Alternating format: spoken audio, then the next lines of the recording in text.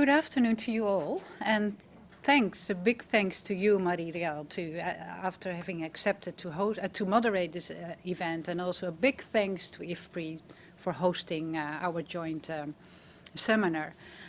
I don't really regard myself as part of the panel. I will just give a few background comments about what is UNSCN and placing this seminar in a broader context. Because that's what we also do as UNSCN, putting a context around seminars and linking one event to another in order to improve policy coherence. So yes, the UNSCN is the UN System Standing Committee on Nutrition.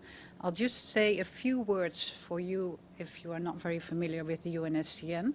We were created by the Economic and Social Council, ECOSOC, in 1977. So that's almost 41 years ago. And that same mandate of 40 years ago is still valid. As UNSCN, you can regard us as being the strategic nerve center for nutrition in the UN system.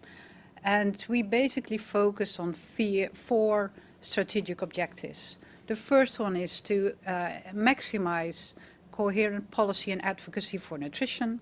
The second one is consistent delivery by the UN system on the ground. We don't want these policies to stay policies, we need them to be implemented at country level. Then the third objective is we live in a changing world and the context is always changing. So we need to keep abreast of these new developments and we need to track emerging and new issues and we need to know what the impact of these issues are on nutrition. So as UNSCN, we stick out our neck and we provide a neutral platform to discuss about these issues, and then this contributes again to policy coherence. And then our last piece of work has to do with communication and knowledge sharing. So we communicate, of course, across and within the UN system, but also beyond that. Our members are the UN agencies, the big five, like FAO, UNICEF, WFP, World Health Organization, IFAD.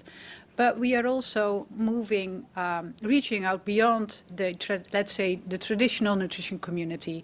For example, UN Environment is also one of our members. And let me also specifically mention CGIAR, even though it's not a UN system entity, it is our associate member because of course, the extremely relevant research that is taking place there. Okay, what is the context of this seminar? Ruel already sketched the challenges of malnutrition, and you already mentioned the International Conference on Nutrition. You even mentioned also the Nutrition Decade, the UN Decade of Action on Nutrition, and that decade that was declared by the UN General Assembly. So in fact, it's an assignment by the UN General Assembly, has given us a window of opportunity of 10 years to really gather all our efforts, knowledge and investments to make food systems, health systems, investments, trade, social protection work better for nutrition. The 6 action areas, they are listed there: food systems for healthy diets, aligned health systems, providing universal coverage of nutrition action, social protection, trade investments, safe and supportive environments, and governance and accountability for nutrition. So these areas did not just drop from sky. They were in fact identified in that same ICN Second International Conference on Nutrition. They were grouped out of the recommendations from that conference. So in fact, we have a complete agenda.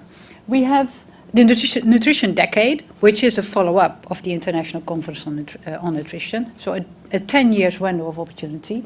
We have the Global Nutrition Targets identified by the World Health Assembly, so that's the young child and maternal targets combined with the non-communicable diseases targets, with some of them have a focus on nutrition.